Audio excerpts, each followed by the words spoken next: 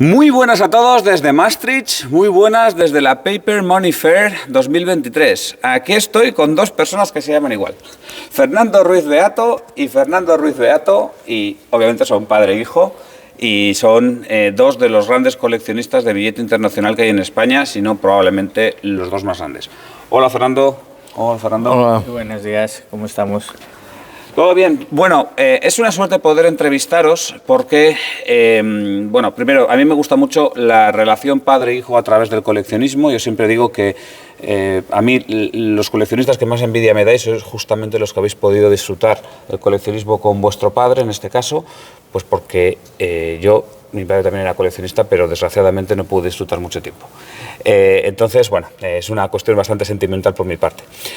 Por otro lado, es una suerte poder entrevistaros porque tenéis muchísima experiencia en lo que es el coleccionismo de billetes se refiere. ¿Tú cuántos años llevas coleccionando, Fernando? Alrededor de 45 años. 45 años. ¿Y tú? Pues yo llevo acompañándole fácilmente 30 años. O sea, que estamos hablando de 75 años de manera conjunta, o sea, sumando, así que esto es una... Toda la vida. Yo sustituí a mi madre. Al principio venía mi madre con él y luego yo ya me acompañó él. Entonces, era acompañante, sí. Y luego me convertí en coleccionista. Eso también me pasó a mí. Yo acompañaba a mi padre a la Plaza Mayor ahí con 6 años. Sí, sí. Hombre, yo es que creo que es la mejor manera, ¿no? El aprovechar esa sintonía de padre e hijo. Y es una forma también de vivir muchísimas experiencias. Nosotros, gracias al coleccionismo, hemos viajado por todo el mundo. Conocemos a muchísima gente, tenemos muchos amigos de distintos países y es una manera de disfrutar también padre e hijo, muchas anécdotas, ¿no? Vale, ahí hay un tema que, antes de entrar en temas más técnicos de billetes o de experiencia de billetes, es el tema de cómo inculcaste o inoculaste a tu hijo la pasión por el coleccionismo, porque eso es un tema que me han preguntado mucha gente en el blog, de cómo hago para que mi hijo se interese. Y digo, yo que sé, el día que tenga hijos te cuento.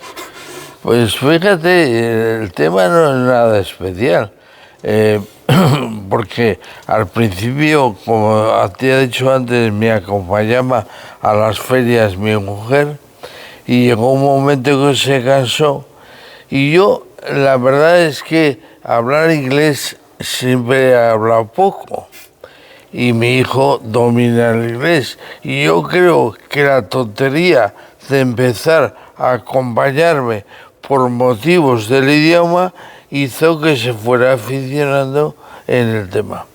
Lo que pasa es que ya no solamente hay una tradición de mi hijo y mía, sino ya empezó mi padre. ¿No? La colección. Mi padre estaba trabajando en el mundo de la banca y tenía contacto pues con divisas, con cambio de divisas y ya fue cogiendo billetes para que se los coleccionara. Entonces, cuando mi padre murió, era también coleccionista de sellos. Y mi hermano, el único hermano que tengo, era coleccionista de sellos. Con lo cual, mi hermano se quedó los sellos de mi padre y yo me quedé los billetes. Y entonces ahí empezó la tradición hacia mí y luego posterior hacia mi hijo. Yo creo que no se inocula, ¿eh? Yo creo que lo que hay que hacer es acompañar. Mira, nosotros somos 3 hermanos. Mi hermano ha venido aquí con mi padre a Maastricht, la ha acompañado a otras ferias, por ejemplo Berlín, y sin embargo a él pues no le llama la atención. Entonces yo creo que esto es como los toros, o te gusta o no te gusta. Y a la gente que te gusta, pues evidentemente te engancha. Y cuando te engancha y disfrutas, pues a mí hay mucha gente que nos dice que siendo los dos abogados, que cómo venimos a mercadillos y estamos entre cajas buscando billetes, ¿no? Y me preguntan muchas veces qué satisfacción tiene el hecho de decir, Fernando, te estás metiendo en una caja ahí. Bueno, pues eso, a cada persona hay gente que le gusta y gente que no le gusta. En mi caso me gusta y me genera satisfacción, disfrute, y para mí esto es una manera de pasar tiempo libre y además disfrutarlo. ¿Y eso por qué no lo puede hacer un abogado? No, si no es una cuestión de que lo pueda hacer un abogado, pero lo puede hacer un abogado, lo puede hacer un médico. De hecho, aquí tienes mucha gente que tiene profesiones liberales y hay mucha gente que compagina no solo el coleccionismo o ser comerciante con una profesión liberal, ¿no? Pero es cierto que hay gente que a veces no entiende el concepto de, o te denominan como una especie de friki, ¿no? ¿Por qué acudes a una feria y por qué te gustan los billetes antiguos? Bueno, pues luego te das cuenta que en esta vida hay mucho friki, hay mucha gente que colecciona y se colecciona todo, ¿no? Uh-huh. Y bueno, pues para nosotros, pues en este caso es una pasión. Y yo creo que en ese aspecto pues hay que asumir que es una cuestión totalmente irracional. A mmí, ¿por qué te gustan los billetes o las monedas? Pues porque me gustan, punto, ¿sabes? ¿Por qué a otro le gustan las motos? Pues porque le gustan. ¿Por qué le gustan las motos y no los coches? Pues se colecciona todo. Sí, cosas impensables. Bueno, lo que quiere decir que las aficiones tampoco hay que buscarles un porqué. O sea, simplemente te atrae algo, pues porque te atrae a lo mejor su historia, su estética, sus motivos, pero... Y muchas veces no le busques la explicación, porque no la tiene, de por qué te ha enganchado un tema. ¿Sí? Bueno, entonces, vamos ahora con un poco de historia del coleccionismo del billete internacional en España, porque, a ver, yo he visto en los últimos 10 años como que ha repuntado bastante el billete internacional, como que de repente, de no haber nadie, todo el mundo que coleccionaba billetes se centraba exclusivamente en España y ahora, bueno, va habiendo un hueco razonablemente importante dentro de España para el billete internacional, que sigue siendo minoritario con respecto al billete español. Es al menos mi sensación desde fuera. Pero hace 45 años, o sea, en los años 70, ¿quién coleccionaba billete internacional? ¿O cómo había comerciantes en España? ¿O? Realmente, no solamente en España, en el mundo entero. Realmente el coleccionismo de billetes de una forma un poco masiva empezó en el año 60 internacionalmente. De hecho, los catálogos famosos del wallpaper tienen un catálogo que empieza hasta el 60 y luego del 60 a la actualidad hay otro. O sea, esa fecha, un punto de inflexión. Es un punto de inflexión. En España tradicionalmente pues no se ha coleccionado el billete internacional, muy poco. Era el billete español. Yo tengo una opinión muy particular sobre la gestión que se ha hecho del billete español en España, que yo creo que está perjudicando el mercado. Y ha habido, sin embargo, un aumento tremendo en el billete internacional. Claro, el billete internacional hay muy poco los que tenemos, digamos, todos los países del mundo. La gente se centra pues en África, en un continente, en una zona, en un país, todo decir, usted que colecciona, todo el mundo, pues la verdad es que no creo que haya mucho. No, desde luego hay muy poco, yo sois los únicos que conozco, ahora vamos a entrar en ello, pero el tema es ese, a ver, o sea, claro, yo me pongo en la España de los años 80 o 70, si ya había pocos comerciantes de billetes en los 90, pues me imagino que en los 70-80 no había prácticamente ninguno. Bueno, yo creo que es una cosa fundamental para que haya crecido el billete y el coleccionismo internacional. Ten en cuenta que antes las únicas formas fuera de España de comprar billete era venir a ferias como esta. De hecho, yo cuando tenía 25, 26 años, muchas veces viajaba con comerciantes que hoy en día tienen mi edad o más, porque ellos necesitaban siempre viajar para adquirir siempre producto. ¿Qué es lo que pasa hoy en día? Que la globalización permite, tú ahora te metes en eBay, puedes comprar cualquier billete de cualquier país. Esto antes era más difícil, porque evidentemente el que te llegara ese coleccionismo, por ejemplo en Madrid a la Plaza Mayor, era muy difícil, y que el público se viera atracción en eso también. Sin embargo, ahora es muchísimo más fácil. Claro, pero entonces, ¿cómo lo hacías para comprar billetes? ¿Venías aquí a las convenciones y era tu forma de comprar? Claro. ¿En España no encontrabas nada? Muy poco. Y el tema este de que has dicho, voy a tirar un poquito del hilo, a ver si hasta dónde se pueda tirar del hilo, del tema de qué ha ocurrido en el mercado español para esa perjudicación. Entiendo yo que vas porque ha habido muy pocos comerciantes y claro, o sea, era un mercado muy pequeño con pocos actores importantes que eran comerciantes y a lo mejor estos comerciantes han tenido, digamos, han podido tirar arriba o abajo el mercado.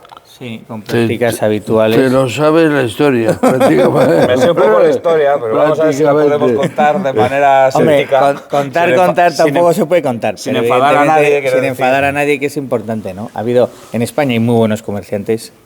Hay gente que además ha contribuido, y de hecho la prueba es mi padre, es decir, mi padre está aquí gracias a que comerciantes le abrieron la puerta, porque esta feria hay que recordar que únicamente era de comerciantes. Es decir, el hecho de que mi padre pudiera conocer esta feria fue porque determinados comerciantes sí le abrieron la puerta. Pero es cierto que ha habido otros comerciantes que han tenido intención de acaparar el mercado, elevar los precios de forma artificiosa o ficticia, y eso muchas veces lo que ha perjudicado es el propio mercado. De hecho, nosotros posiblemente el peor país que tengamos en la colección, el peor. Y cuando te digo el peor, es el peor, sea España. O sea, el peor representado. Sí, sí. O sea, entonces, claro, aquí la lógica es que como el mercado español de billetes era tan pequeño, es más fácilmente manipulable que un mercado mucho más global como es el mercado internacional. Pero el tema está en, ¿eso no ocurría en otros países? O sea, no sé, el mercado portugués o el mercado italiano. Sí, suele ocurrir con cierta frecuencia. Siempre ha habido determinados comerciantes significativos en algunos países que han actuado de la misma manera. Pero en España ha sido evidente, o sea, es evidente. Ha habido comerciantes que han acaparado los stocks y cuando han tenido, digamos, prácticamente todas las existencias de un determinado billete, pues han puesto el precio que les ha interesado. Ahora es más difícil, porque ahora hoy en día es más fácil que todo el mundo compre cualquier tipo de billete. De hecho, si tú te vienes aquí, y eso que ahora esta feria cada vez hay más paquetería y menos venta de comerciantes de álbumes como había antes, pero es muy fácil que cualquier comerciante ya te tenga billetes de cualquier país. Entonces, claro, el acceso ya es... Hay mucha gente con mucho producto y mucho material, con lo cual es más difícil ahí acaparar ese mercado. Sí, bueno, y luego además que los coleccionistas de billetes estáis todos muy bien conectados unos con otros y aquí el más tonto hace relojes y andan, ¿eh? O sea, ya es muy difícil aquí engañar al personal. Mira, en la vida tiene que haber un equilibrio entre el comerciante y el coleccionista. El coleccionista, nosotros, que es nuestro disfrute, es nuestra pasión y necesitamos a los comerciantes, pero los comerciantes no se pueden olvidar de que necesitan a los coleccionistas. Con lo cual, un abuso o un uso desmedido por parte de los comerciantes te puede hacer perder un coleccionista.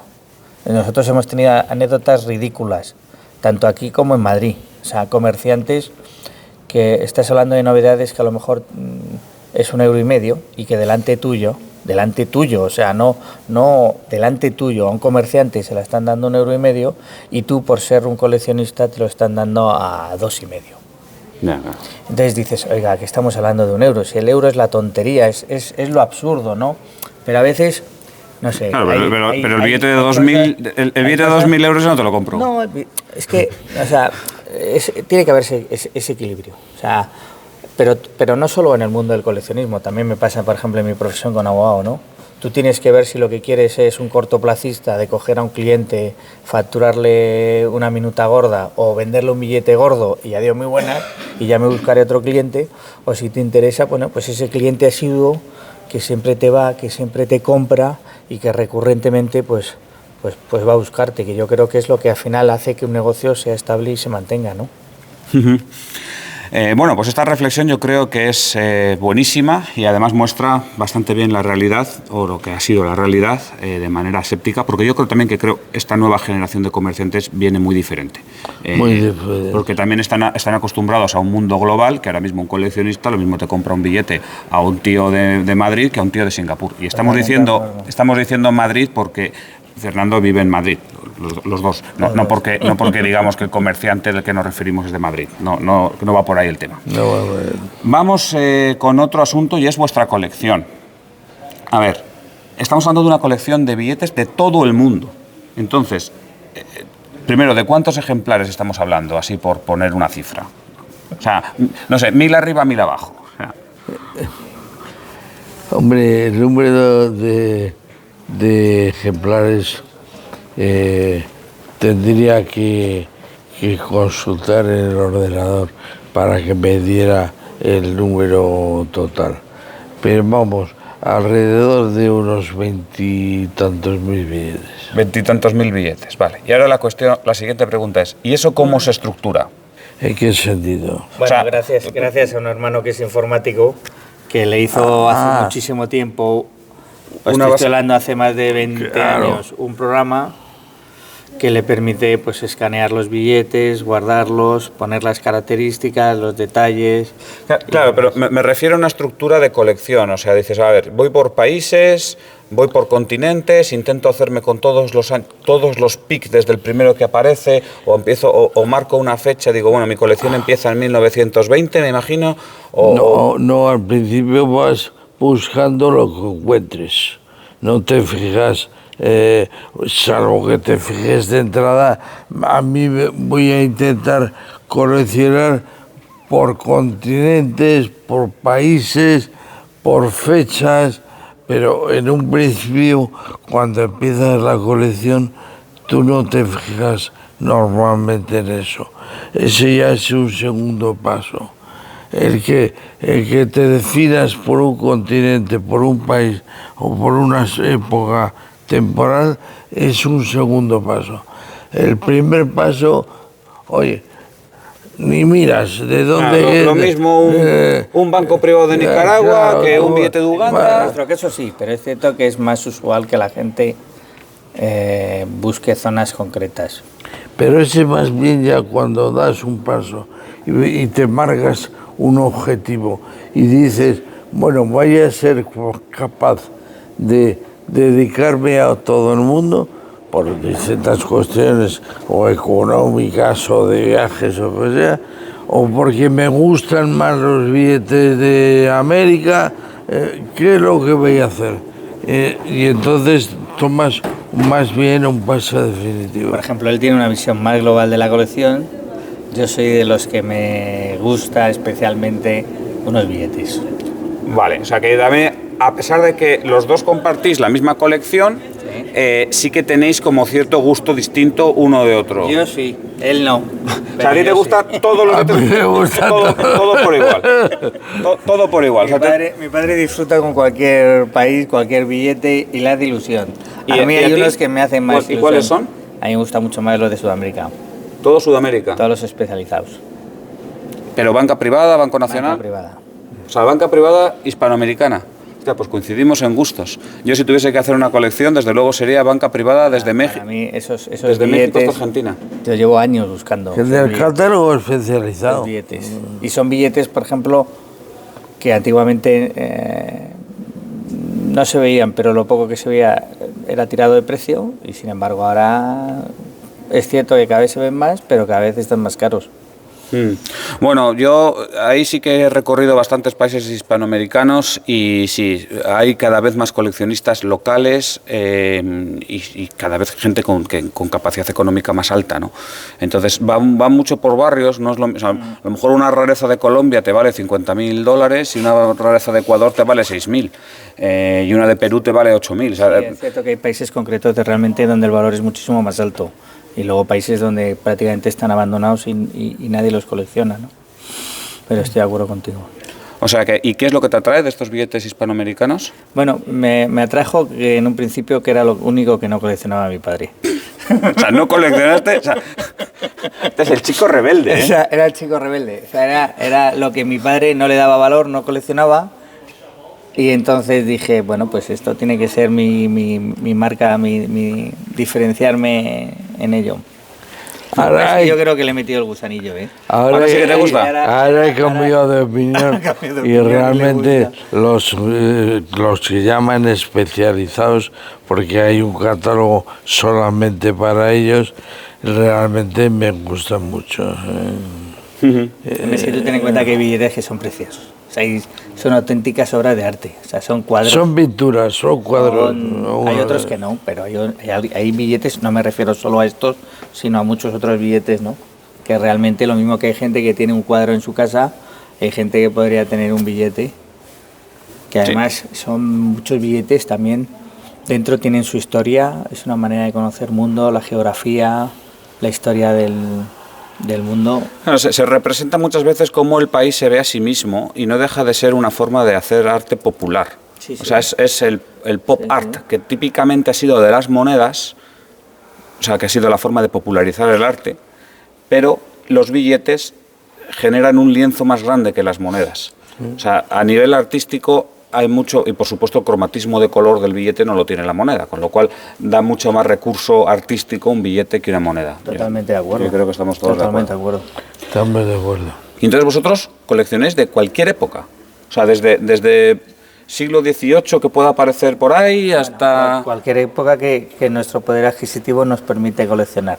Es decir, también ten en cuenta que hay billetes que son absolutamente, para nosotros y para mucha gente, inalcanzables porque están a unos precios ya muy altos, pero dentro de nuestras posibilidades intentamos coleccionar cualquier billete, cualquier fecha, cualquier país. ¿Y también encajan los billetes de la Guerra Civil Española y billetes locales de sitios?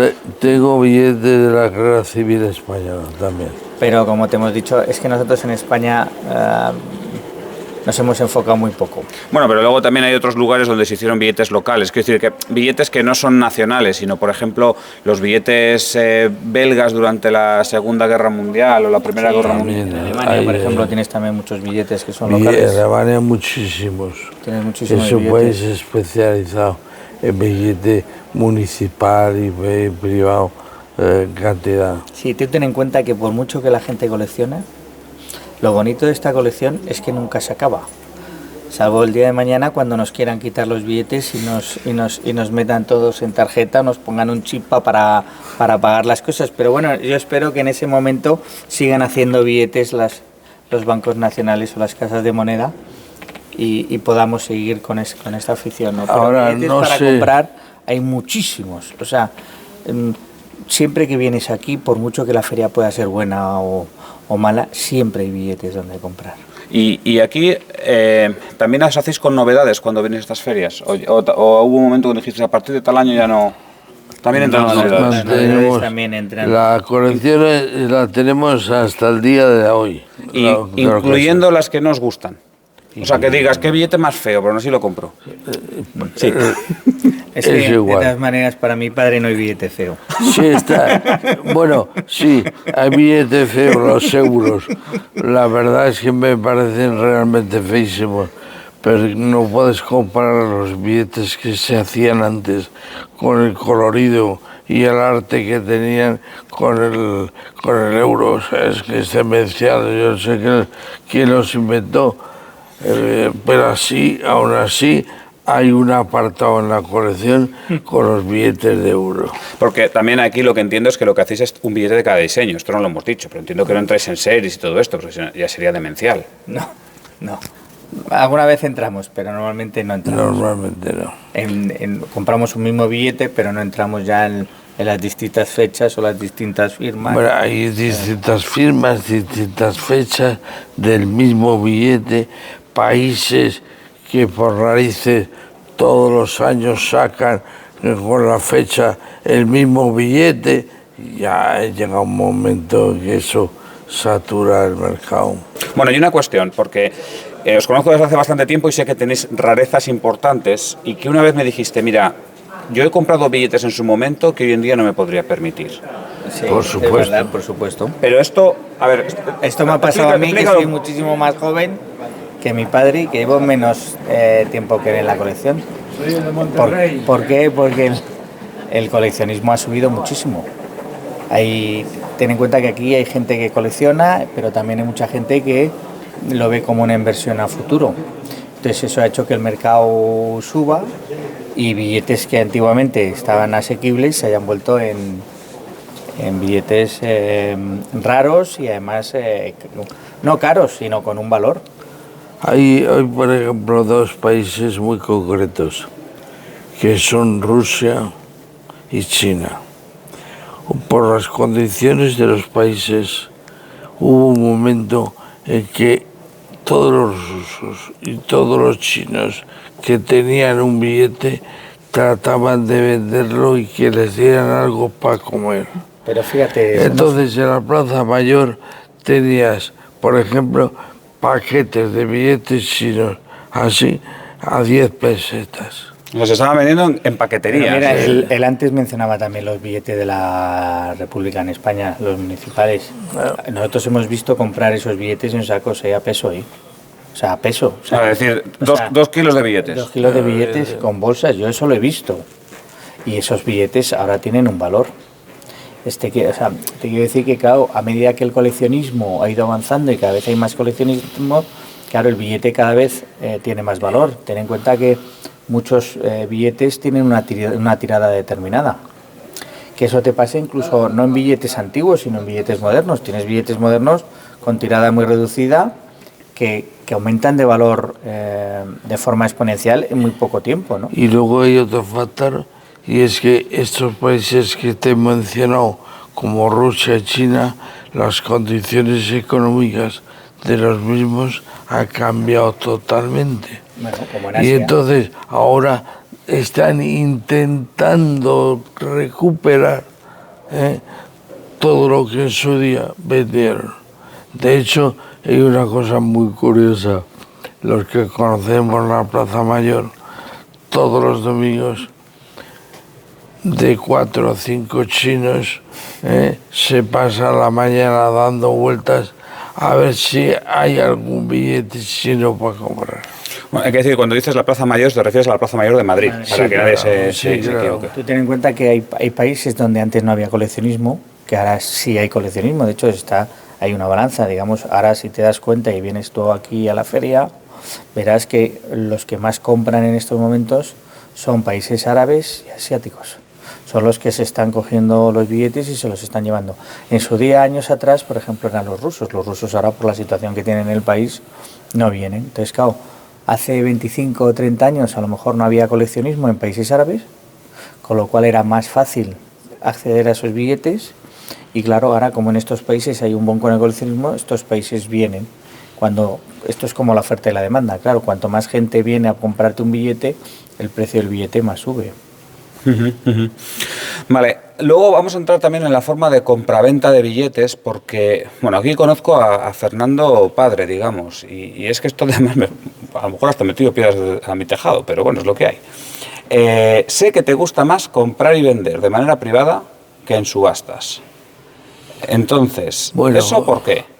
Pues porque el tema de las subastas no era lo que en un principio fue. Tú antes llevabas a una subasta a vender unos billetes de un nivel de categoría, de rareza y de precio. Hoy en día se ha popularizado tanto la subasta que hay subastas que venden billetes en subasta de 50 euros y de 25 euros. Eso por una parte. Segundo, al subir tanto los precios de los billetes, ¿qué ha pasado? Que el comerciante privado, el comerciante piensa que saca más dinero llevando el billete a subasta, no vendiéndote el billete al coleccionista privado como antes. Eso influye también en las convenciones, que tú venías a las convenciones y tenías los billetes buenísimos, más caros y mejores. Ahora ha bajado el nivel de los billetes que hay, porque los billetes buenos se venden en subasta. Bueno, para colmo, y te termino, se está poniendo de moda que antes venían a las convenciones, las casas de subastas, a recoger billetes de los comerciantes para subastarlos. Hoy en día vienen y los compran directamente a los comerciantes, con lo cual los precios de las subastas ya no digo que se manipulen, pero pueden ser... Claro, y aparte de un precio alto, porque si un comerciante vende un billete en 1.000 euros, pues obviamente la subasta la va a tener que poner con 1.000 euros de salida. Aparte que yo creo que a mí me gusta ver el billete, me gusta venir aquí, me gusta ver las cajas, me gusta ver las vitrinas. Yo disfruto con ese tipo de coleccionismo. A mí el coleccionismo de la subasta o de compra de internet no me llama tanto la atención. Lo hago porque muchas veces el mercado te lleva ahí, ¿no? Pero a mí me gustaban más las ferias de antes, cuando venías aquí y te volvías loco. Llegabas el primer día y decías, no me lo puedo creer, quiero comprarme todo el edificio. Y muchas veces nos juntábamos y decíamos, ¿cuál compramos? ¿Cuál no compramos? ¿Qué hacemos? O sea, tenías que estar ahí dándole vueltas. Hoy en día no tenemos ese problema. Es que cuando encontramos algo es que no tenemos ni que discutir. Lo compramos porque ya resulta muy difícil encontrar algo. Pero no porque tengamos una colección grande, sino por lo que decía mi padre, que mucho billete no lo ves. Aquí tienes infinidad de billetes buenos que no se ven. Pero no se ven no porque los comerciantes luego por detrás se los den o demás, sino simplemente porque la gente viene, se trae esos billetes, los gradúan y van a la subasta. Con lo cual, yo eso en parte, a los que somos coleccionistas, es una manera de quitarnos esa pasión. Porque lo bonito es venir aquí y siempre ver cosas nuevas o cosas que te llamen la atención. Con lo cual, volví a ese equilibrio entre coleccionista y comerciante. Si esto es muy importante que haya cada vez más coleccionistas. Para que haya más coleccionistas, tienes que ver billetes, tienes que verlo y tienes que poder tocarlo. O sea, tú ten en cuenta que a mí en una subasta, estar yo en Madrid, que haya una subasta en Estados Unidos y que esté pujando ahí sin ver con quién pujo, sin ver el billete, por un billete, no me hace la gracia. No me hace gracia. El tema no porque sea caro, porque hay a veces que comprar en subasta no es tan caro. De hecho, hay tanta subasta ahora que muchas veces, o sea, antes en una subasta se vendía todo. Y ahora hay muchas subastas donde muchos billetes no se venden. O sea, no es un problema que digas, no, es que yo me voy a una subasta y además como me meten la comisión, el precio se me está elevando. No, a lo mejor ese billete te sale más barato. Nosotros hemos comprado en subasta billetes más baratos que luego vienes aquí y a lo mejor están muchos más caros, sino simplemente por el hecho de que te quitan un poco la pasión del ir a un sitio, encontrar el billete y demás. Vale, y el tema de la calidad, ¿vosotros la valoráis mucho? El tema de decir, oye, tengo este billete vamos a poner un EBC, en una U50, y yo quiero tenerlo en 65, entonces no lo compro en AU50. O lo compras en AU50 y si aparece la ocasión de comprarlo en 65, lo compras en 65, o directamente dices, sí, ya lo tengo, ya está. Bueno, nosotros la gradación no nos gusta mucho, partimos de eso. Pero sin entrar más detalles, hay a veces que sí lo hacemos, lo que pasa es que es muy difícil, en el billete bueno es muy difícil, porque claro, el billete aumenta mucho de precio, entonces a veces mejorarlo no es tan fácil. Primero, no es tan fácil encontrarlo, y luego cuando mejoras y pagas ese billete tienes que vender el que tienes, claro, porque esto hay que retroalimentar. De hecho, nosotros, de ser únicamente coleccionistas, pues hay a veces que hacemos nuestros piquitos y muchas veces billetes que precisamente, como dices, vamos mejorando, luego posteriormente evidentemente les tienes que dar salida y los acabas vendiendo, ¿no? Pero principalmente no tenemos esa obsesión de decir, tengo un billete con un 62, lo vuelvo a ver con un 65, lo cambio. ¿No? Vale, o sea que no es, os centráis más en adquirir nuevo billete y luego si viene la ocasión fácilmente, pues entonces lo mejoráis. Nos gustan los billetes, cuanto mejor estado, mejor, pero tampoco digamos que estamos obsesionados por una perfección del billete total. Entre otras cosas, porque hay billetes que no se encuentran en un estado muy sin circular, entonces te tienes que conformar con el estado que lo encuentres. O si lo encuentras muchas veces está reparado. Que también pasa, claro. Otra cuestión más, porque claro, si no os gustan tanto las subastas, preferís ver billetes, claro, eso implica que tenéis que viajar mucho. Sí. Aquí estáis en Maastricht y bueno, yo a Fernando dijo, claro, como tienes que trabajar te veo menos. Pero a Fernando padre yo le veo muchas convenciones por España y bueno, y ahora también aquí por Europa yo he viajado menos en convenciones, pero mira, la primera también estás. Entonces, ¿a qué convenciones sueles ir? ¿Cuál suele ser tu tour de convenciones? Bueno, yo fundamentalmente fuera de España voy a las dos de Maastricht en abril y en septiembre. Voy a Berlín, a Verona en Italia y ahora está subiendo bastante la de Praga en septiembre. En Praga voy a hacer una cuestión. En Praga hay tres, una la hacen en Navidad, otra la hacen en primavera y otra la hacen en septiembre.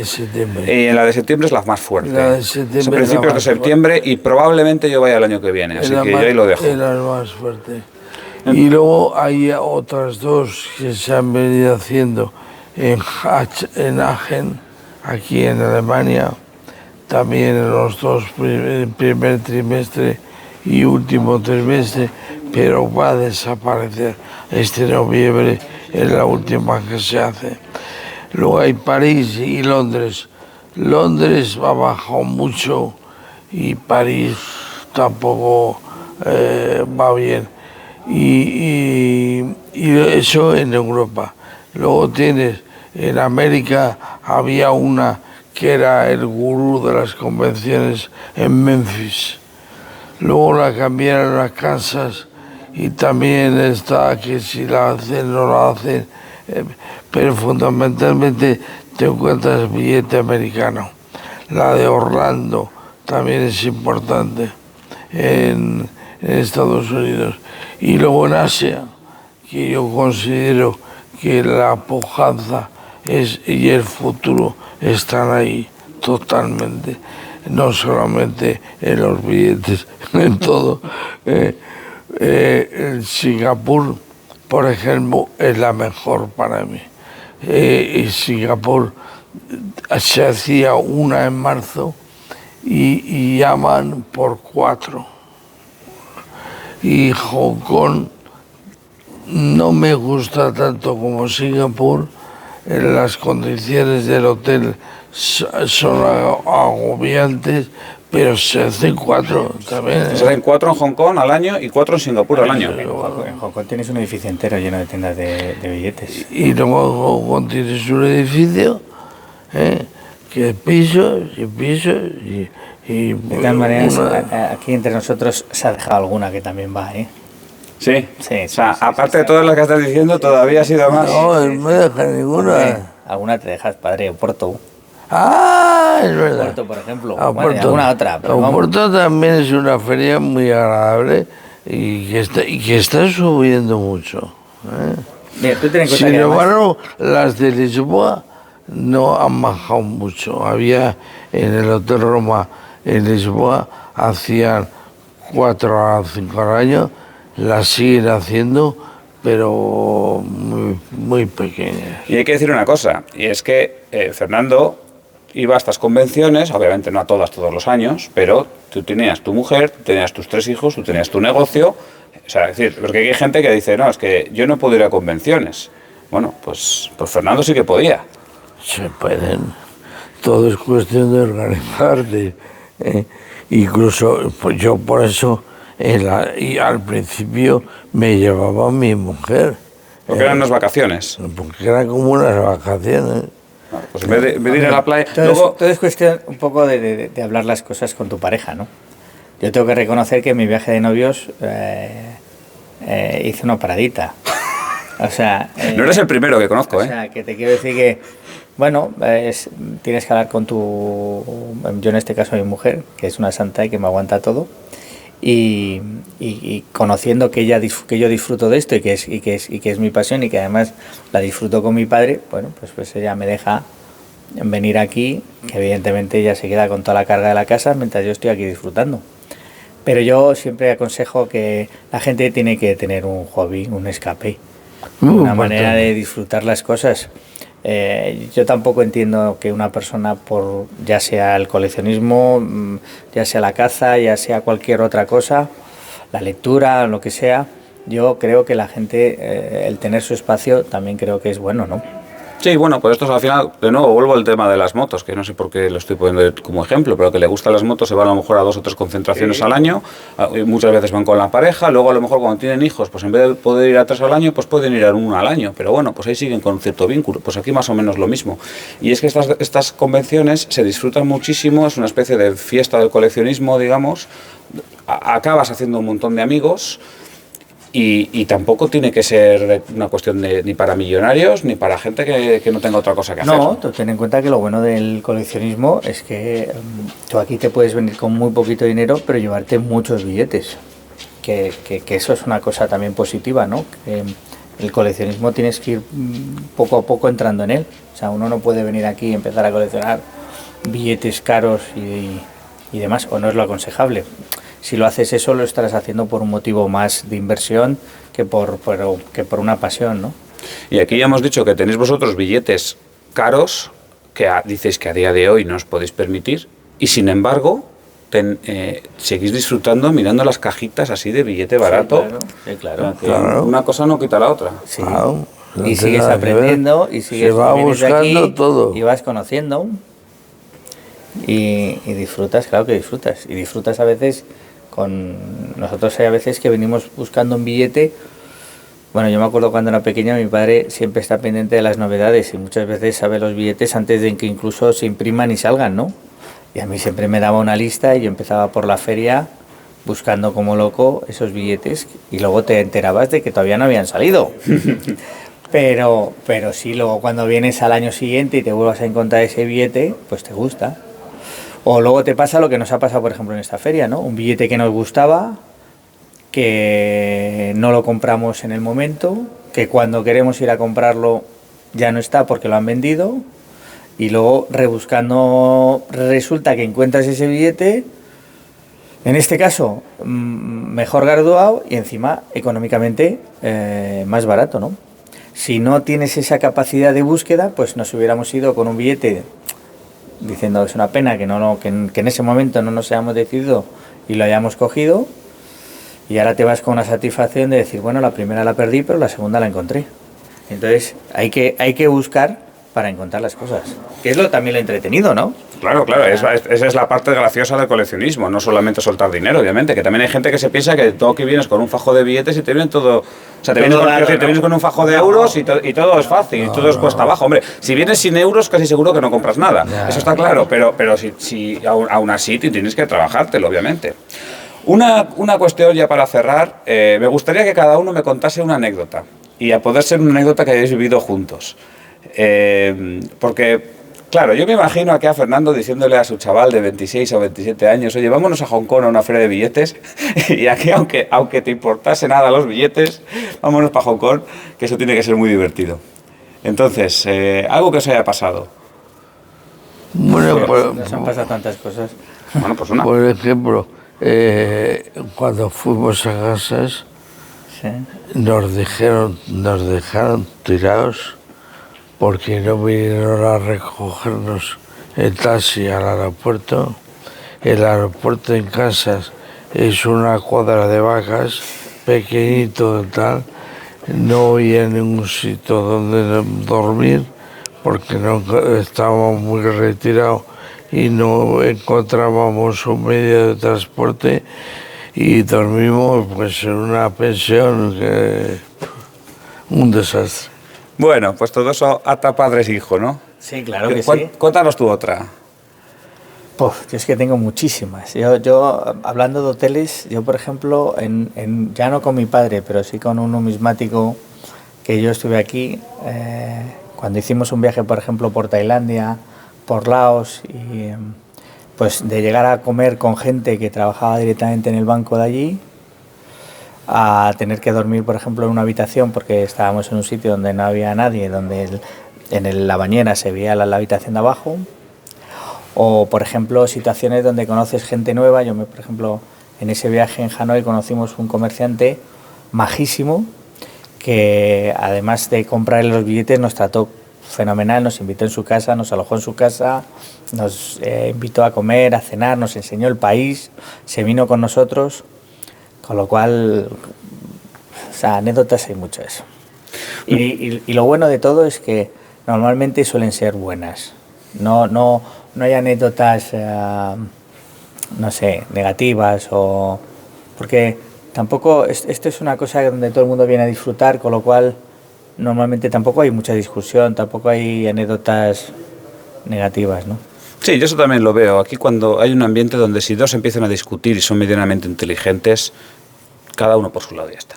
O sea, Sí, pero fíjate que aquí en el mercadillo muchas veces una de las cosas que hay en este mundillo es el regateo, o sea, es más, aunque esto suene machista, muchas veces se relaciona el coleccionismo de billetes con los hombres y no con las mujeres, ¿no? Pero cada vez hay más mujeres comerciantes y cada vez hay más mujeres que vienen a coleccionar, ¿no? Pero en este mundillo del regateo, que muchas veces puede darse el caso de que la gente se pueda llegar a molestar porque hagas un ofrecimiento menor a lo que ellos están pidiendo, pues normalmente la gente lo acepta ya como algo usual y no suele haber ningún problema. Sí, sí. Y luego, Fernando, yo no te voy a preguntar quién es tu hijo favorito, porque eso siempre es una pregunta muy diferente, muy difícil, pero vamos a decir si hay una relación distinta con Fernando que con tus otros hijos a quienes yo no conozco. Bueno, es muy curioso porque mi hijo segundo y mi hija, que es la tercera, cuando me ven, lo primero que me dicen es que cuándo voy a vender la colección. Todo lo contrario que mi hijo Fernando. No, pero vamos, la relación. Pues el segundo también me ha acompañado muchas convenciones y la relación con los tres, afortunadamente, es extraordinaria. Hombre, yo no tiene nada que ver. Él y yo tenemos dos cosas. No solo compartimos la afición por los billetes, sino que durante mucho tiempo hemos compartido trabajo. Podemos trabajar en el mismo despacho. Hay que decir que Fernando es abogado y yo soy abogado también. Pero independientemente de eso, la verdad es que la relación con los otros dos hijos, que en estos casos son mis hermanos, pues es tan buena igual que la mía, no hay un favoritismo en este caso. Vale. ¿Y tú estás inculcando también a tus hijos o todavía son muy pequeños? O... Bueno, yo le inculco, de hecho yo he comprado un billete en esta feria a petición de mi hija, que evidentemente se lo llevaré, yo siempre se lo digo, hija, tú me tendrás a acompañar o a los toros, o a los billetes, o a la caza. Entonces yo insisto, y además yo creo que es lo mejor. Mira, a mí me han gustado los billetes quizá porque he sido el que más ha venido. Si hubiera venido un hermano mío, a lo mejor le hubiera gustado. A mí me gustan los toros porque mi padre pequeño me llevaba a los toros. Yo creo que eso es muy importante, ¿no? Y si quieres transmitir una afición a tus hijos, es importante que tus hijos te acompañen. Y además es muy bonito porque tú ten en cuenta, nosotros en mi caso no sé si habrá un seguimiento de la colección el día de mañana, pero hay mucha gente que muchas veces empieza colecciones que luego, si no tienes ese seguimiento, se quedan en el olvido, se quedan en un cajón, se quedan en un álbum, que eso luego al final va a parar a un comerciante que posiblemente te paguen 2 euros y se pierde toda la ilusión que lleva esa colección, todos los viajes, todo lo que esa persona hizo en su día, ¿no? Entonces, el continuar un poco con esa trayectoria, pues también es un homenaje a la persona que inició ese coleccionismo, ¿no? Bueno, yo en estos aspectos sí que es verdad que me cuesta no ponerme sentimental, pero bueno, para mí no habría cosa más bonita que decir eso a tu hijo, oye, pues vente conmigo a una convención, vamos a pasarlo bien a Maastricht o donde sea, y es muy probable que entonces ese niño acabe siendo después un coleccionista de adulto. Que yo hoy veo el error de cierta gente que coleccionan de manera totalmente individual y luego ya cuando llegan a la vejez, cuando ya ven que, digamos, están pasando la última página, llegan a la familia y les dicen, mira qué colección tengo, yo te la voy a explicar. Es muy tarde, las cosas, las aficiones hay que cogerlas desde el Hay principio. que ver si les gustan o no les gustan. Tú ten en cuenta, yo por ejemplo, si yo empezara ahora con esto, me habría perdido 30 años de muchos viajes, muchas experiencias, mi vida con mi padre, ¿no? No tiene nada que ver. O sea, es que eso, nosotros venimos aquí, pues ya te he dicho yo, 30 años que llevo viniendo 2 veces al año, más todos los viajes que muchas veces he hecho con mi padre, ¿no? Y son unos días donde pasan muchas cosas, no solo en la feria, es las conversaciones, es las comidas que tienes con comerciantes, o sea, son cosas que si no las tienes. Si yo no hubiera participado en el coleccionismo, mi padre el día de mañana me suelta la colección y digo, ¿yo qué hago con eso? Bueno, pues no sé si queréis añadir algo más. Nada más agradecerte. Yo quiero añadir una cosa, y es que la gente siga coleccionando, que es una cosa muy bonita, que además te puede llenar personalmente muchas cosas, y más disfrutándolo en este caso con tu padre, como he sido yo, sino con amigos.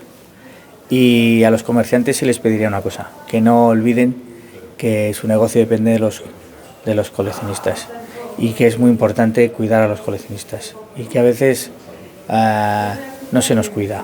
No me refiero a nosotros, sino en plan general. A nosotros, gracias a Dios, nos cuidan mucho, y nos ha costado que no fuéramos aceptados aquí, porque al principio llamaba mucho la atención que un coleccionista viniera aquí a esta feria, porque había gente que pensaba que perdía su espacio de negocio, pero yo creo que es importante que, si queremos que esto continúe y que haya un coleccionismo como hay y que vaya más allá, que a veces no sean tan cortoplacistas y miren a futuro.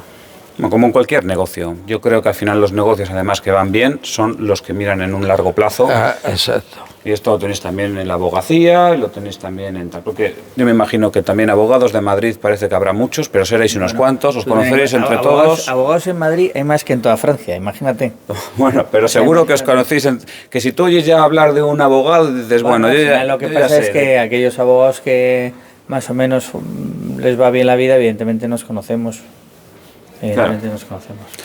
Pues eso, y yo también muchas veces creo que el mercado numismático, o notafílico en este caso, tampoco es que sea un mercado muy distinto a todos los demás, o sea que al final las cosas de cuidar al cliente, dar un buen servicio, que el cliente sea serio, que si una cosa vale 1.000, pues si te lo ofrecen en 850 puede ser razonable, pero si te lo ofrecen en 300 no. O sea, cosas sensatas. Yo no hablo de dinero, porque yo siempre he creído que las cosas tienen su valor. A veces no es una cuestión de dinero, o sea, es una cuestión a veces de compartir, o de tener gestos, o de no excluir, o de fomentar. O sea, yo creo que hay que fomentar, o sea, comentábamos antes, la expansión que está habiendo ahora en Arabia, en Asia o en India, no es comparable con Europa. Europa a veces es como que ha quedado caduca, es decir, coleccionar es de gente de mayores, es gente de la generación de mi padre, no es gente de la generación de la mía, y ya no te cuento de generación más joven, ¿no? ¿Por qué? ¿Por qué? Es decir, también hay una labor de intentar transmitir a esas generaciones que vienen lo bonito que es esto. Es que esto es bonito, o sea, entonces ellos tienen que hacer una especie de pedagogía en el sentido de decir, oye, no solo por el interés nuestro de que haya cada vez más coleccionistas, que eso evidentemente es bueno para el negocio, sino para conseguir que la gente coleccione. Muy importante. Muy bien, bueno, pues yo creo que con esta idea podemos cerrar. Yo os agradezco muchísimo a los dos. Como digo, es un auténtico privilegio poder haberos traído al blog numismático. Y nada, pues espero veros más veces en Madrid, en Ángel, en Oporto. Un saludo a todos. Muchas gracias. Y hasta pronto.